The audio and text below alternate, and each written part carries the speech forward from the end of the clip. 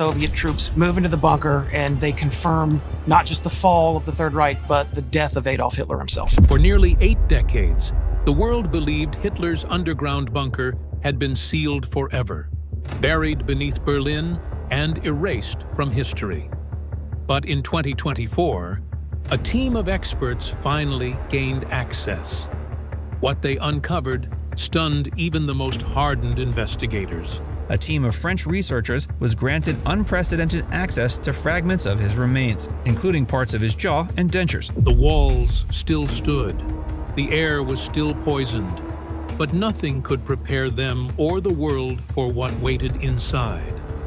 What was inside will shock you to the core.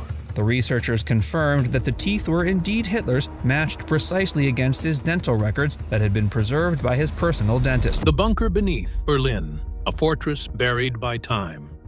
By early 1945, Berlin was collapsing. Soviet tanks were closing in, the Allied forces were bombing from above, and the once mighty Third Reich was on its knees. In the middle of it all, Adolf Hitler had already vanished from public view. Where was he? He was underground. Not metaphorically, he was literally sealed beneath the surface of Berlin, hiding inside a concrete fortress built to outlast the empire he knew was falling apart. The Führerbunker was not simply a shelter. It was a final control center, a heavily fortified command post buried under the Reich Chancellery. Its construction began in 2 phases. The first stage, called the Vorbunker, was built in 1936 to serve as a basic underground refuge. But that wasn't enough. As defeat became likely, Hitler demanded something stronger, deeper, and completely bomb-proof. The second phase began in 1943. This new construction required speed, secrecy, and total obedience. Thousands of tons of concrete were poured by forced laborers, including Soviet POWs and political prisoners pulled from nearby camps. Many were worked to death under brutal conditions. Food was scarce. Beatings were common. Guards reportedly shot workers who slowed down or collapsed. Hitler rarely visited the site during construction, but when he did, his rage was explosive. Engineers recall him screaming over ventilation flaws, shouting that the bunker must be strong enough to defy the apocalypse. When he saw one concrete wall was thinner than specified, he slammed his fist on the blueprints and threatened to execute the lead engineer if the error wasn't fixed. The final design went far beyond standard protection.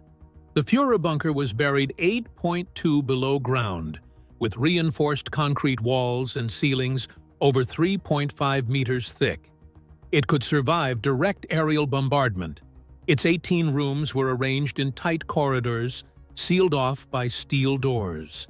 It contained electric generators, water pumps, diesel fuel reserves, chemical toilets, and air filtration systems in case of gas attack. Hitler's personal quarters were fitted with an emergency exit, a study, and a private lavatory. The walls were lined with thick plaster to reduce echo. No windows, no natural light, only cold, enclosed survival. Once completed, the bunker became the final nerve center of a collapsing empire. Hitler moved in permanently in January 1945. Inside were Joseph Goebbels, Martin Bormann, Eva Braun, several SS guards, and a shrinking group of secretaries and aides. Hitler issued delusional orders to divisions that no longer existed. He screamed at his generals. He refused to accept reality. Everything was falling apart, but underground, he tried to control it all, like nothing had changed. In April 1945, just days before the Soviets reached Berlin, Hitler dictated his last will and testament. He married Eva Braun in a short midnight ceremony. On April 30, they killed themselves.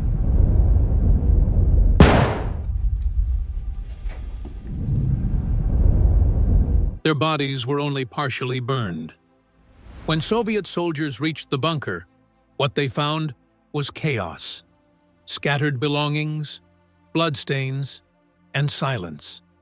The Soviets tried to destroy the site in 1947 with explosives, but much of the structure survived. Later, East Germany built apartments over it, covered the entrance, and removed all public references to its location. For decades, no one was allowed to go back in. But in 2024, that changed. A modern team of researchers was finally granted access to the preserved remains of the Führer bunker. What they found shocked even the most hardened experts. But while the world tried to forget, the bunker remained. What exactly was buried beneath Berlin, and why was it kept sealed for so long? Sealed in silence, the bunker's post-war cover-up. The war ended, but the silence around Hitler's bunker began immediately. In May 1945, Soviet forces took full control of the bunker site. Officially, they were securing the area. In reality, they were erasing it. Within days, Soviet teams descended into the collapsed remains of the Führer bunker. They photographed bloodstains, gathered bone fragments, and collected documents. But what exactly did they take? And why did they never release most of it? According to Soviet records, Hitler's burned remains were recovered, analyzed, and later burned again. But these records were inconsistent, delayed, and in some cases, deliberately misleading. Why did Stalin himself refuse to confirm Hitler's death to the world even after internal Soviet investigations strongly indicated he was dead? Why did he allow rumors to spread that Hitler might have escaped? In 1945, Soviet investigators reportedly removed not just personal items, but classified files, coded communications, and a number of small boxes containing unknown contents. None of these items have ever been seen again. By 1946, the Soviet secret police, and later the KGB, had sealed the area and declared the site off-limits. According to declassified East German intelligence files, several KGB officers remained stationed in Berlin throughout the late 1940s for one purpose: bunker suppression. Some reports suggest they were ordered to extract Hitler's final correspondence. Others claim something else was found, something not even the Soviets wanted the world to see. Years later, German construction workers discovered a hidden chamber connected to the bunker that had not appeared on any of the known blueprints. It had been sealed from the inside. Soviet accounts never mentioned this chamber. No photographs of it exist. Why was it ignored? Was it overlooked? Or was it hidden on purpose? German military engineers who had worked on the original bunker construction later told Western journalists that not all rooms had been entered by Soviet troops. They described locked steel doors and internal compartments designed to be completely airtight. But Soviet reports stated that all areas had been cleared. So who was telling the truth? By the 1970s, the East German government began a more aggressive effort to wipe out the physical traces of the site. Bulldozers were brought in to remove the remaining above-ground structures. The original entrance was filled with concrete and rubble. The location was intentionally misrecorded in state archives. Apartments were built over the area, and maps were edited to omit the exact coordinates of the bunker. There were no signs, no memorials, no warnings. The government wanted the public to forget it ever existed. They claimed it was to prevent the area from becoming a gathering point for neo-Nazis. That explanation made sense on the surface, but if that were the only reason, why the secrecy? Why the conflicting reports? Why did no one ever account for the items removed by the Soviets? Why did the East Germans ban even academic study of the site? In 2024, modern researchers were finally allowed to enter what was left of the sealed structure. What they discovered was not just a ruin, it was something the world was never meant to see. If everything was already taken, what were they so desperate to keep hidden? What came next would only deepen the mystery and turn stomachs. Unmarked graves and scratched walls, the ghosts below. When Soviet forces secured the grounds above Hitler's bunker in May 1945, they quickly sealed the area from outside access. Yet even then, rumors began spreading among the soldiers who first went in. Several claimed that while clearing collapsed sections near the bunker's tunnel, they uncovered human bones scattered in the rubble. Some said the remains looked like those of officers, identifiable by scraps of uniform fabric clinging to the skeletons. Others swore they saw smaller bones, possibly from children. None of these accounts ever appeared in official Soviet reports, but the whispers circulated among troops long after the war ended. Were these truly the unrecorded dead of Berlin's last stand, or did the Soviets suppress details that contradicted their version of events? Further contradictions came years later. In the 1970s and 1980s, East German construction crews tasked with urban redevelopment over the bunker spoke cautiously of what they encountered. One worker later told a journalist that sections of the wall were covered with scratch marks. He believed they had been made not by tools but by fingernails. In some places, he claimed, words in German were faintly visible: verloren, which means lost, and Gnade, which means mercy. Another worker insisted they were ordered to seal over a chamber that was never listed on the blueprints. According to his recollection, the room contained candle stubs arranged in a circle and a blackened stain on the floor that looked like dried blood. When he and his colleagues reported it, the response was silence.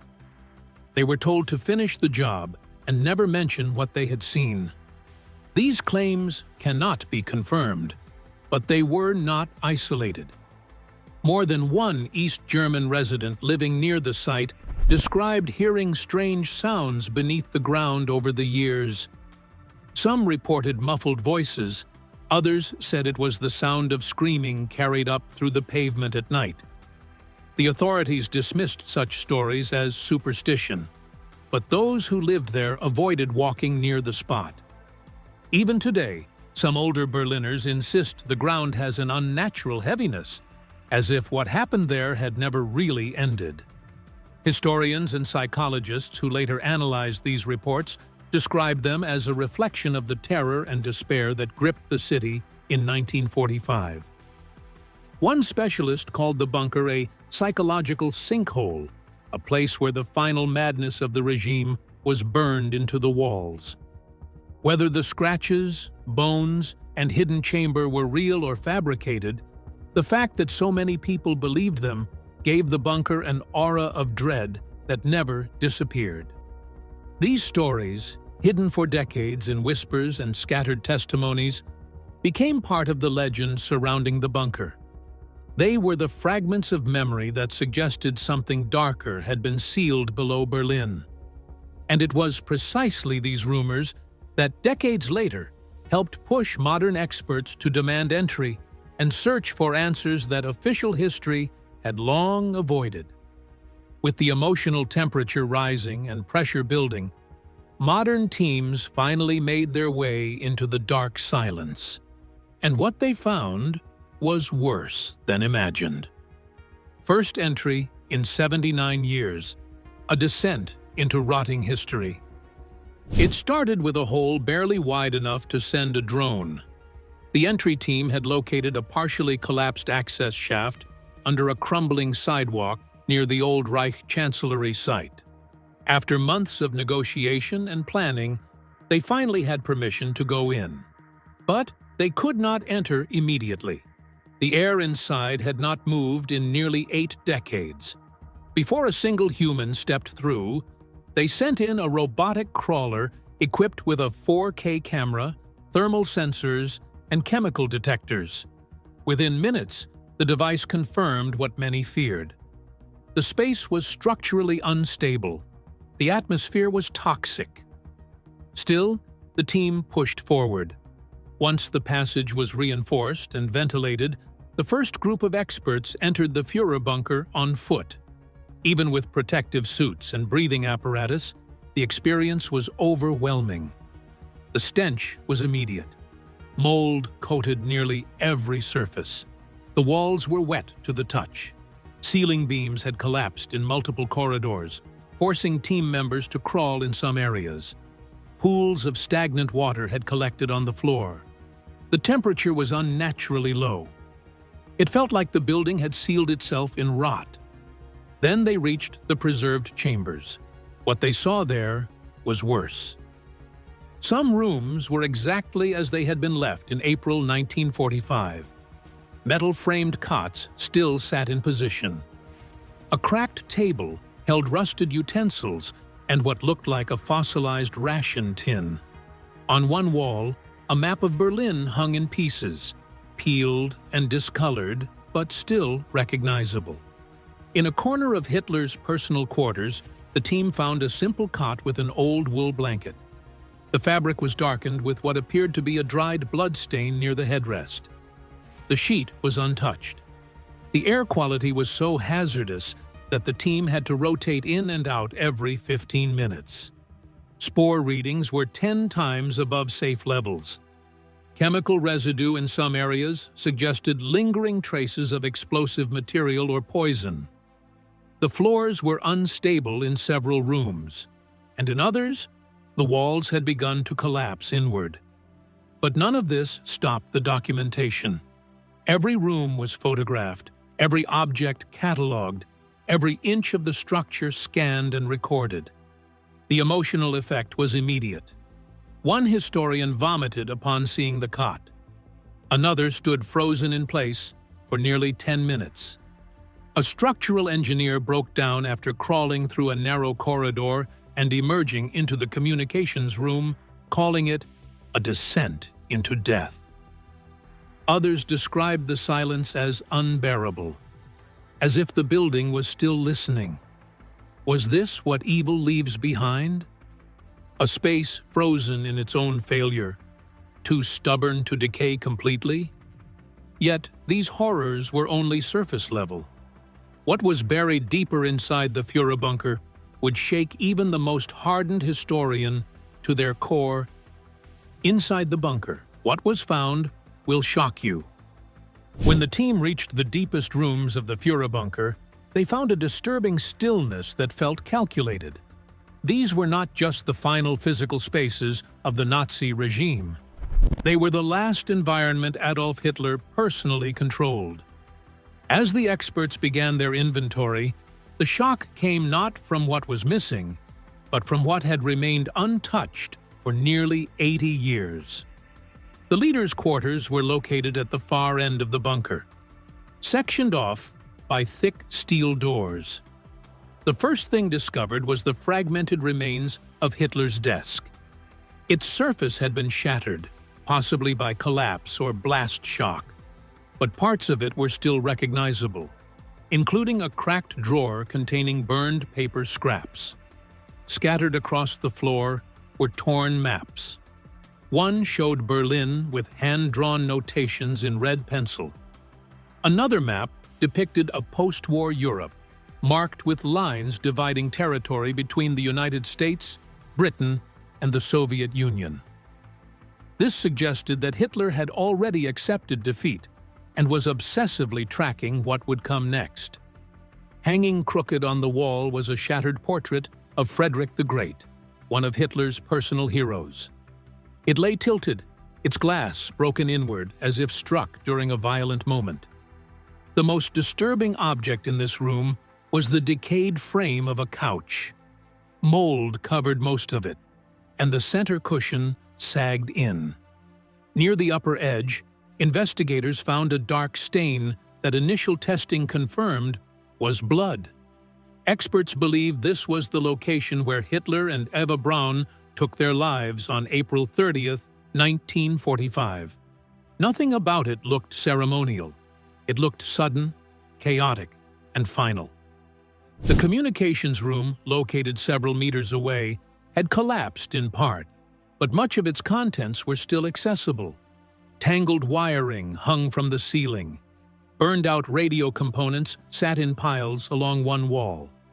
Near the far side of the room was a metal cabinet, sealed shut. After forced entry, it revealed stacks of Morse code transmission logs. Most were dated April 28 to 30, and many were marked classified. The final transmission, according to translators, was chilling in its clarity. It read, "No departure. End procedure confirmed." This was seen by several analysts as a final admission. Hitler never intended to flee. He had planned to die in place. The personal items recovered added a layer of emotional horror. On a nearby table, experts found several dented ration tins marked April 28th. A pair of partially smoked cigarettes rested in an ashtray fused to the surface by humidity and time. Beside them was a pair of wire-rimmed glasses that matched Goebbels's prescription records. In a corner of what was believed to be the staff quarters, investigators found a child's stuffed rabbit. It was faded, missing an ear, and stained with what looked like dried blood. Experts could not confirm the owner, but many believe it may have belonged to one of the Goebbels children, who were killed by their parents inside the bunker. But uncovering physical remains was not enough. To understand what they truly meant, experts had to decode the psychology and symbolism behind every artifact. Expert analysis: what the artifacts reveal about Hitler's mindset. Once the physical contents of the bunker were retrieved and catalogued, the question quickly turned from what was found to why it mattered. The objects left behind were not just remnants of a collapsed regime. They were the final pieces of a psychological puzzle. Forensic specialists, military historians, and trauma psychologists worked together to reconstruct the mindset of the men who lived and died inside those walls. What they uncovered painted a disturbing picture of obsession, delusion, and a planned descent into death. One of the most important confirmations came from the bloodstains found on the couch in Hitler's quarters. Multiple samples were tested, and the results were conclusive. The blood contained high levels of cyanide as well as traces of barbiturates. This matched long-standing reports that Hitler took a cyanide capsule before shooting himself. These findings also supported eyewitness accounts that Eva Braun died by poison alone. Chemical residue on nearby surfaces confirmed the presence of fast-acting nerve agents, likely brought in by Hitler's medical staff. For investigators, these samples were not just biological evidence. They were proof that suicide had always been part of the plan. Psychologists analyzing the bunker's layout and contents pointed to extreme levels of micromanagement. Every room had identical ration inventories, perfectly organized. Furniture was placed at specific angles. Documents were filed meticulously, even during the final days. One expert described it as order in the middle of collapse, suggesting that Hitler clung to control over minor details as the larger world unraveled around him.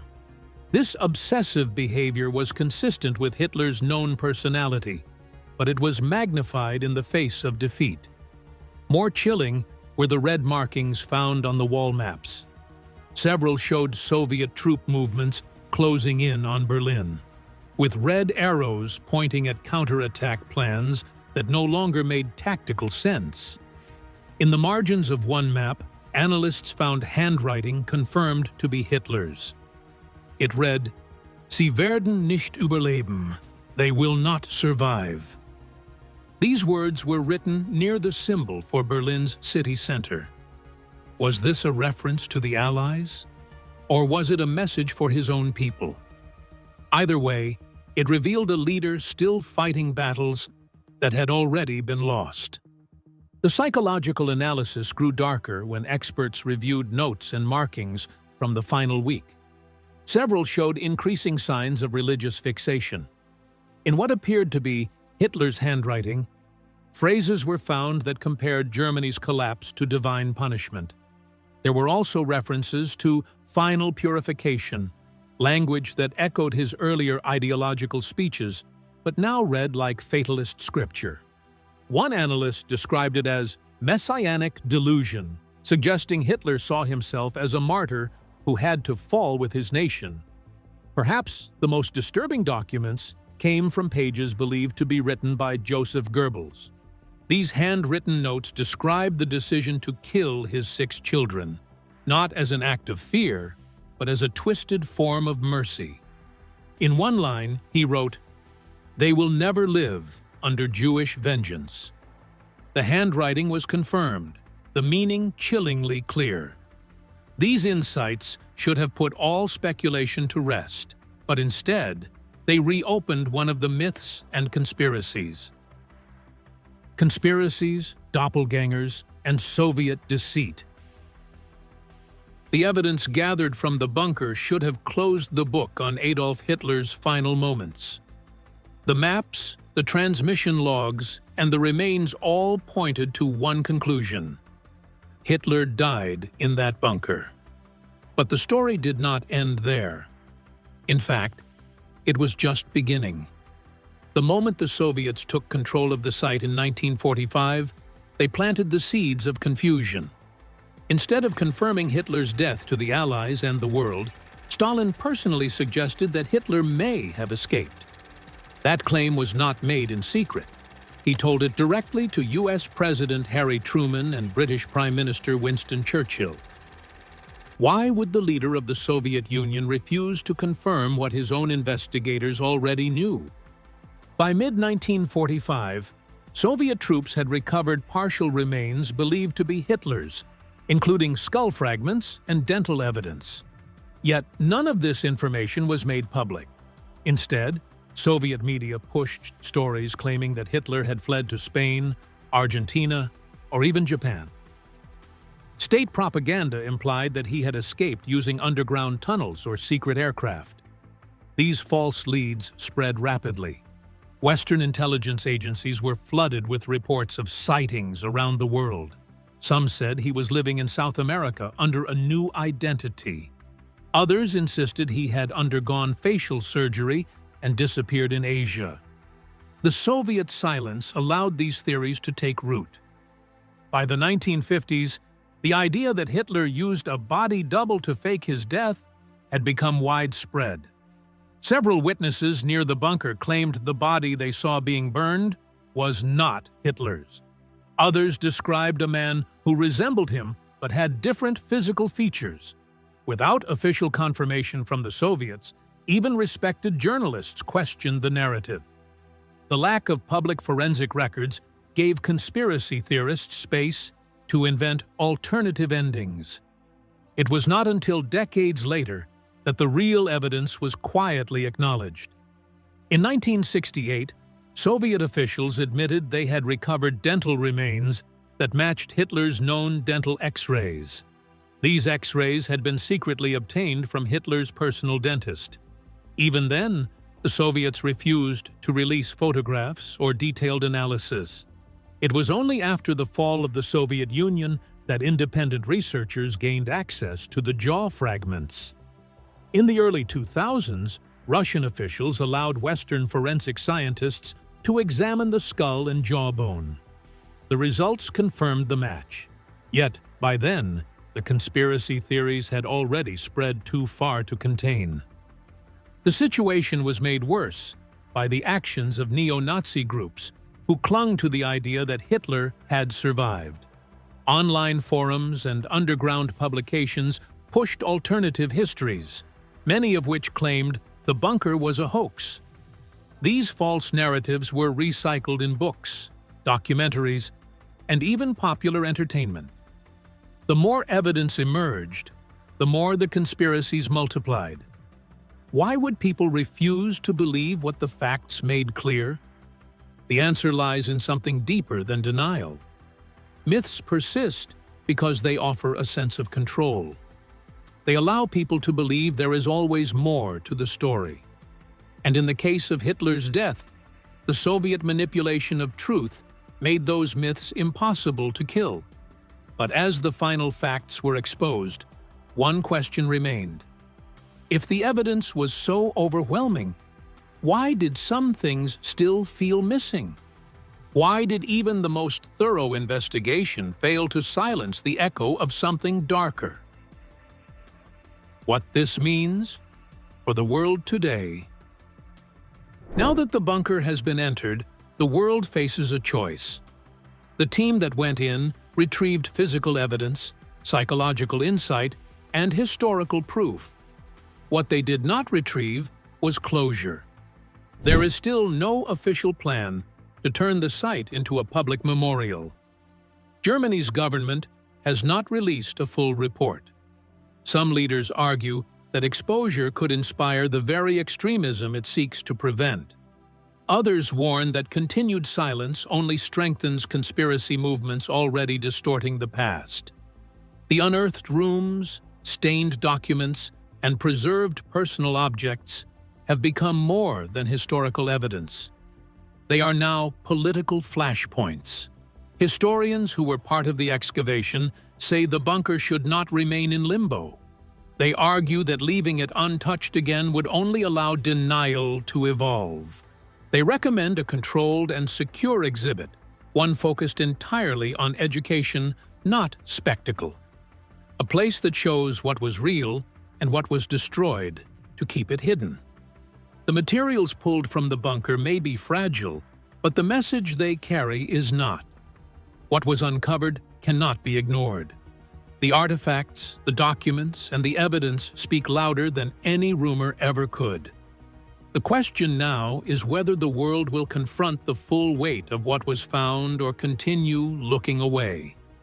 History does not disappear just because it makes people uncomfortable. If the truth remains locked in academic reports and behind closed doors, its lessons will fade. And when that happens, the same mistakes have a way of finding their way back. What do you think about Hitler's death? Feel free to share your thoughts with us in the comments section. Want more videos like this?